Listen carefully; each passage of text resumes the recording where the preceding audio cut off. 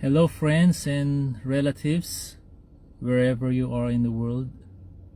Good morning from Auckland, New Zealand.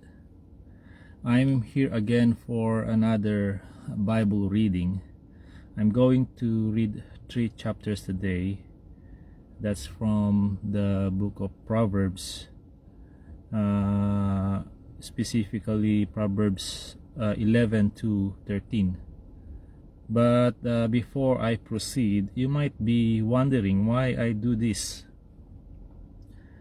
I read you John 6 verse 27.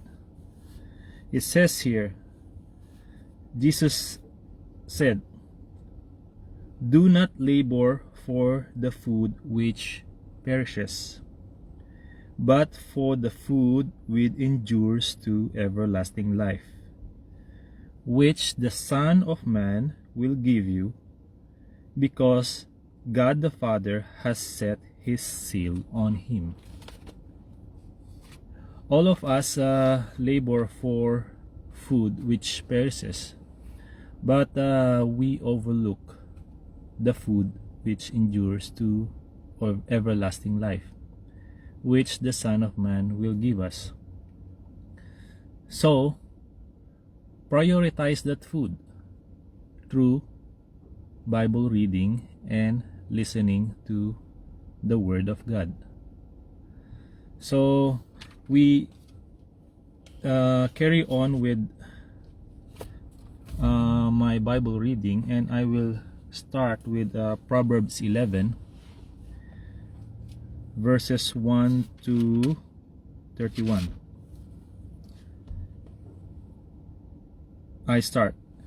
Dishonest scales are an abomination to the Lord, but a just weight is his delight. When pride comes, then comes shame, but with the humble is wisdom. The integrity of the upright will guide them, but the perversity of the unfaithful will destroy them. Riches do not profit in the day of wrath, but righteousness delivers from death. The righteousness of the blameless will direct his way aright, but the wicked will fall by his own wickedness.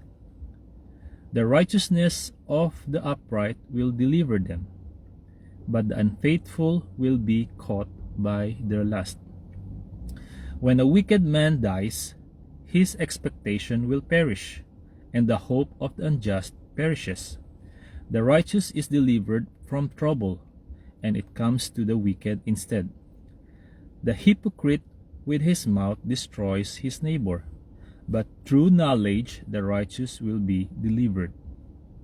When it goes well with the righteous, the city rejoices, and when the wicked perish, there is jubilation. By the blessing of the upright the city is exalted, but it is overthrown by the mouth of the wicked. He who is devoid of wisdom despises his neighbor, but a man of understanding holds his peace. A talebearer reveals secrets, but he who is of a faithful spirit conceals a matter. When there is no counsel, the people fall, but in the multitude of counselors there is safety. He who is surety for a stranger will suffer, but one who hates being surety is secure.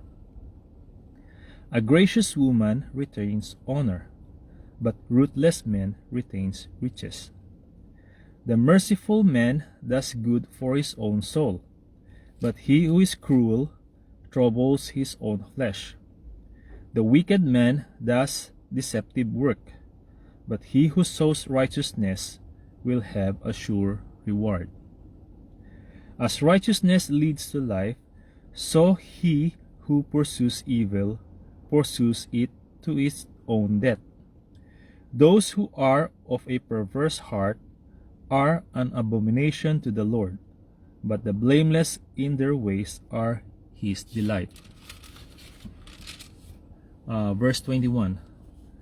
Though they join forces, the wicked will not go unpunished, but the posterity of the righteous will be delivered. As a ring of gold in a swine's snout, so is a lovely woman who lacks discretion. The desire of the righteous is only good, but the expectation of the wicked is wrath.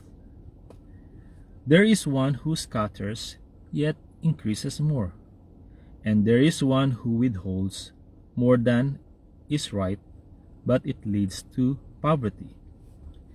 The generous soul will be made rich, and he who waters will also be watered himself. The people will curse him who withholds grain, but blessing will be on the head of him who sells it. He who earnestly seeks good finds favor, but trouble will come to him who seeks evil. He who trusts in his riches will fall, but the righteous will flourish like foliage. He who troubles his own house will inherit the wind, and the fool will be servant to the wise of heart. The fruit of the righteous is a tree of life, and he who wins souls is wise. If the righteous will be recompensed on the earth, how much more the ungodly and the sinner? So we carry on with chapter 12. Whoever loves instruction loves knowledge, but he who hates correction is stupid. A good man obtains favor from the Lord, but a man of wicked intentions he will condemn. A man is not established by wickedness, but the root of the righteous cannot be moved. An excellent wife is the crown of her husband, but she who causes shame is like rottenness in his bones. The thoughts of the righteous are right, but the counsels of the wicked are deceitful.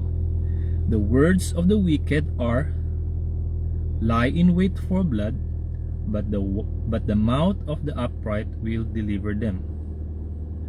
The wicked are overthrown and are no more, but the house of the righteous will stand.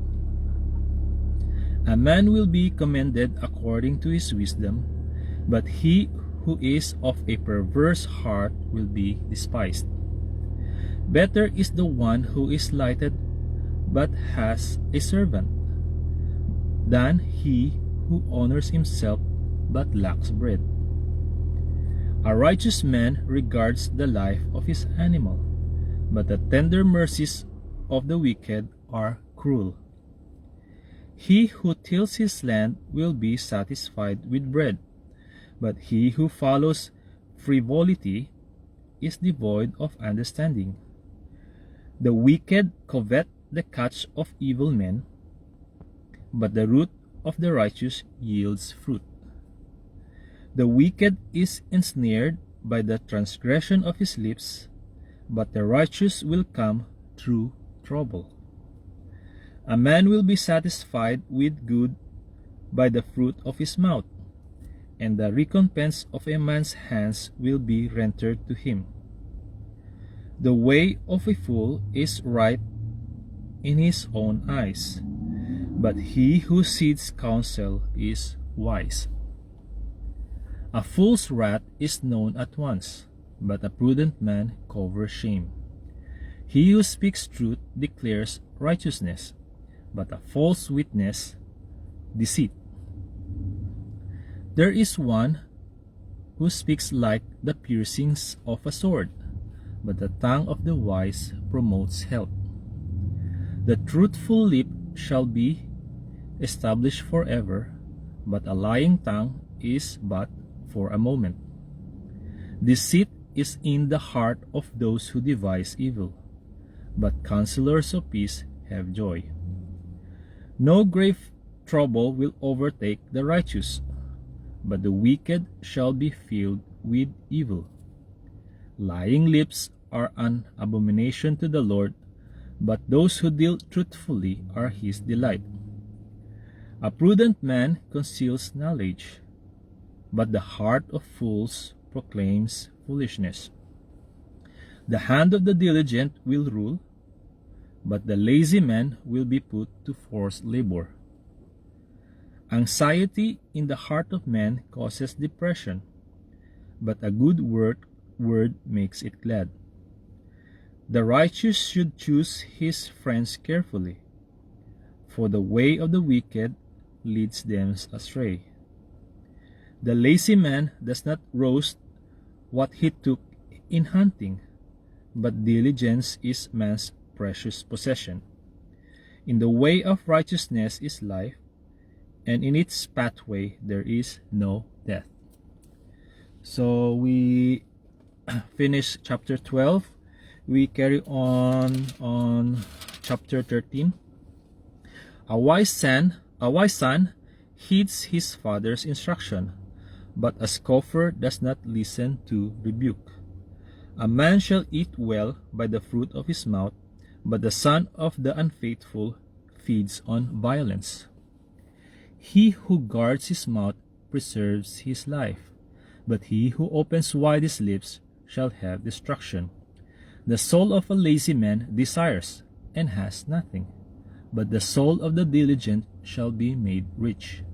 A righteous man hates lying, but a wicked man is loathsome and comes to shame.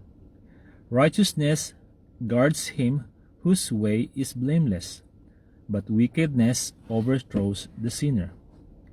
There is one who makes himself rich, yet has nothing. The one who makes himself poor, yet has great riches.